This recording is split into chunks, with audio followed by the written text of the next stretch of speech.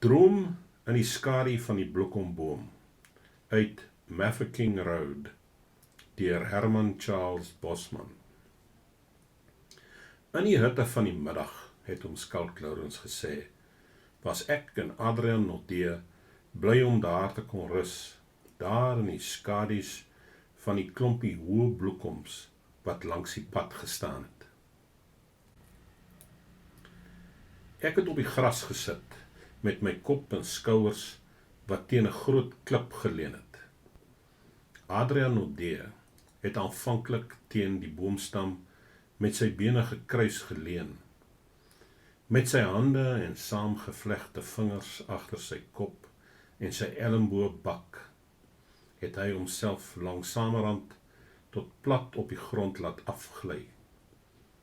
Vir 'n rukkie het hy nog op sy hurke gesit, toe het hy gesug en versigtig vorentoe beweeg, totdat hy met sy volle lengte, met sy gesig in die gras gelê het. Dis nie so sleg vir jou nie, neef Skalk, het Adrian Nodé gesê, terwyl hy gegaap het. Jy het 'n groot gerieflike klip om jou kop en skouers teen te rus, terwyl ek hier plat op die droë gras moet lê, met die skerp stingels wat my steek.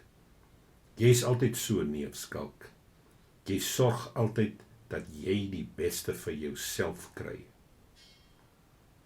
Aan die aard van hierdie onredelike uitlating kon ek aflei dat Adrian Nodé besig was om deur lommerigheid oorval te word. Jy is altyd so, het Adrian aangegaan. Dis een van jou lae karaktertrekke. Jy kies altyd die beste vir jouself. Daar was byvoorbeeld daardie keer in Ceres. Dit word altyd deur mense genoem, wanneer hulle wil praat oor hoe laag 'n man kan. Ek kon sien dat die hitte van die dag en sy toestand van hom half aan die slaap te wees, daartoe kon lei dat hy dinge kon sê, waaroor hy baie later jammer sou wees. Ek het hom dus in die rede geval, en vir sy eie beswil, hom ernstig aangespreek.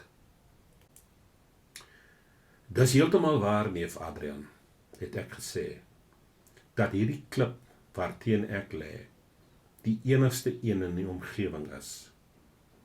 Maar ek kan dit tog nie verhelp nie. Net so min as wat ek kan verhelp, dat hierdie klompie bloekoms hier is. Dis nou die snaakste ding van hierdie bloekoms, dat hulle hier langs die pad groei, terwyl die veld hier om ons kaal is. Ek wonder wie het hulle geplant. En wat hierdie klip betref, neef Adrian, dis nie my fout dat ek dit eers raak gesien het nie. Dit was blote geluk. Maar jy kan, net wanneer jy wil, jou pyp teen hom uitklop. Dit het gelyk of hierdie aanbod Adrian tevrede gestel het. Hy het in elk geval nie met die geskil voortgegaan nie. Ek het opgemerk dat sy asemhaling baie stadiger, dieper en reëlmatiger geword het.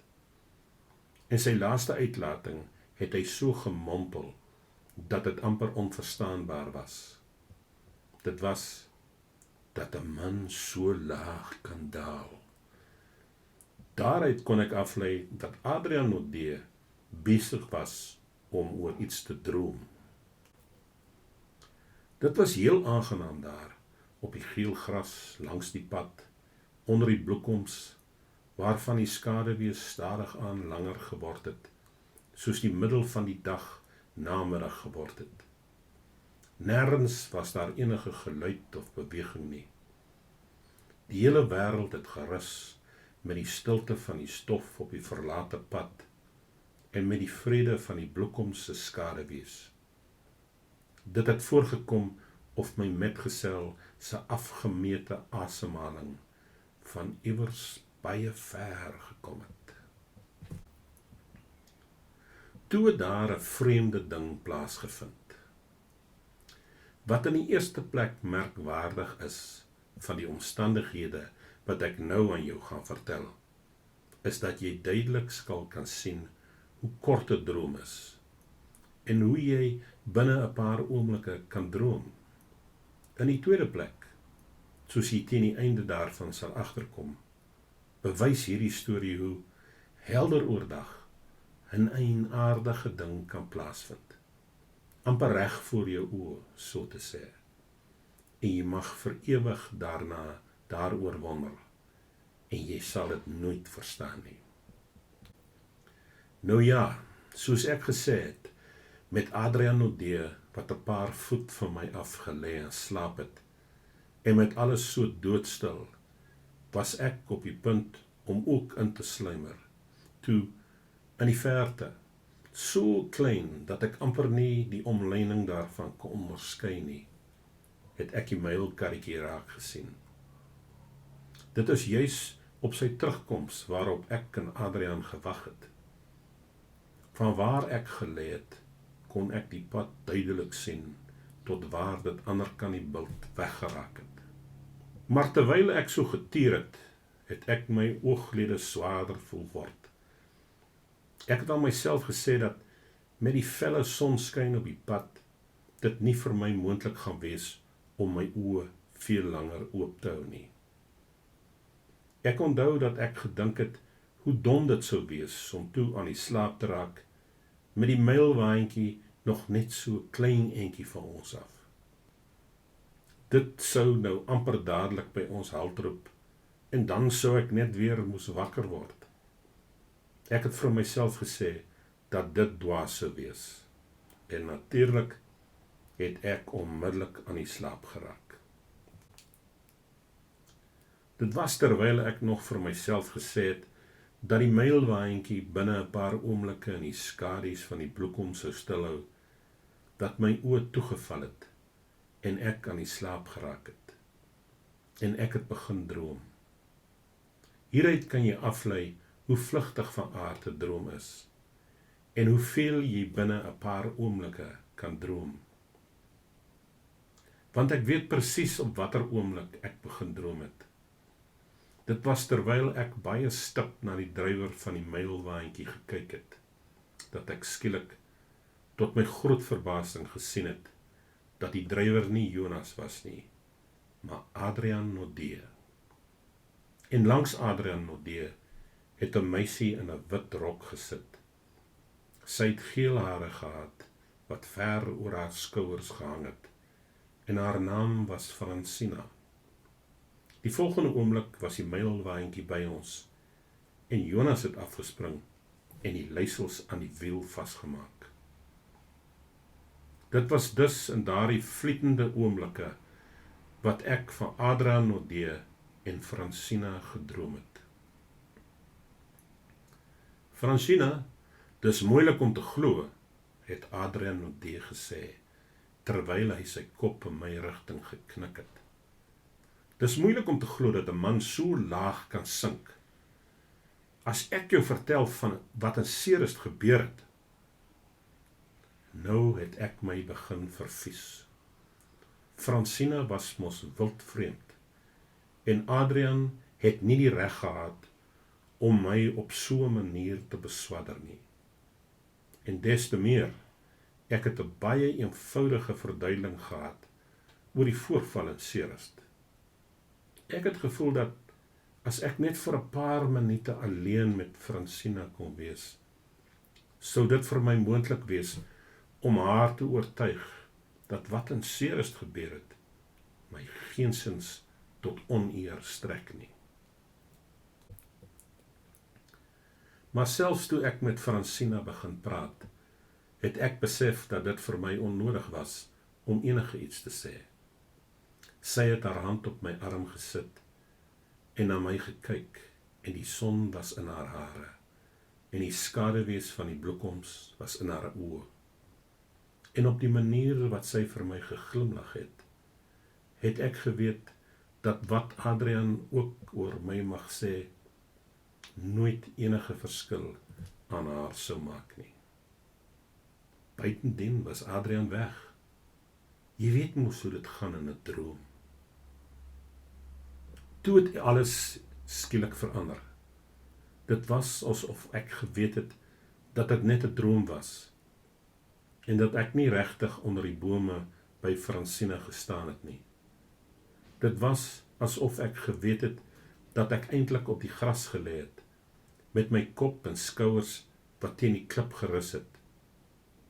Ek het selfs die muilkarretjie oor die hobbelrige deel van die pad oorskud en stamp. Maar die volgende oomblik was ek weer aan die droom.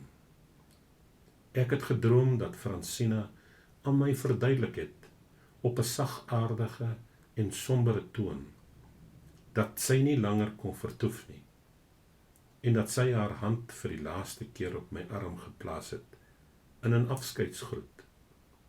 Sy het gesê dat ek nie agter haar moes aankom nie, maar dat ek my oë moet sluit wanneer sy wegdraai. Want dit was vir niemand om te weet van waar sy gekom het nie. Dit was 'n helder, lewendige droom. Gedeeltes daarvan was werkliker as die lewe self, soos dit nogal redelik algemeen die geval is met 'n droom in die veld. 'n vlugtige droom in die hitte van die middaguur. Ek het Fransina gevra waar sy gewoon het. Nie ver hier vandaan nie, het sy gesê. Nee, nie ver nie, maar jy mag nie my volg nie. Niemand mag saam met my terugkeer nie. Sy het nog steeds geglimlag op daardie manier wat dames lank gelede geglimlag het. Maar terwyl sy gepraat het, het daar 'n uitdrukking van sulke intense smart in haar oë gekom, dat ek bevrees was om haar te vra waarom ek haar nie kon vergesel nie. En toe sy my gevra het om my oë toe te sluit, het ek nie die krag gehad om beswaar te maak nie. En natuurlik het ek nie my oë toegemaak nie. In plaas daarvan het ek hulle oopgemaak, net op daardie oomblik toe Jonas van die muilkarretjie afgespring het om die teels aan die wiel vas te maak. Adrian en D het op dieselfde oomblik as ek wakker geword en Jonas gevra waarom hy so lank weg was. Ek het van die gras af opgestaan, my ledemate gestrek en oor drome gewonder. Dit was ongelooflik hoe ek soveel in so kort rukkie kon droom. En in my hart was daar 'n vreemde weemoed, omdat die droom verby was. My gees was gevul met 'n diepe gewaarwording van verlies. Ek het aan myself gesê dat dit gekheid is om sulke gevoelens oor 'n droom te hê. Selfs al was dit 'n besonder helder droom, was gedeeltes daarvan werkliker as die lewe self. Net toe ons reg was om te vertrek, het Adrian O'D sy pyp uitgehaal. Voordat hy dit kon stop, het hy afgebuk om die as uit te klop, soos ek hom uitgenooi het om te doen, voordat ons aan die slaap geraak het. Maar dit het so gebeur dat Adrian O'D nooit sy pyp teen daardie klip uitgeklop het nie. Dus by snaaks, het ek hom hoor sê, toe hy vooroor gebuk het. Ek het opgelet wat hy aan die doen was, en gekniel om hom te help. Toe ons die ophoping van geel gras en dooie blare aan die voet van die klip weggekrap het, het ons 'n inskripsie daarop gevind, wat, hoewel verslete, tog nog leesbaar was. Die bewoording was baie eenvoudig. Slegs 'n datum in die klip uitgebuitel. En onder die datum 'n naam. Fransina Malherbe.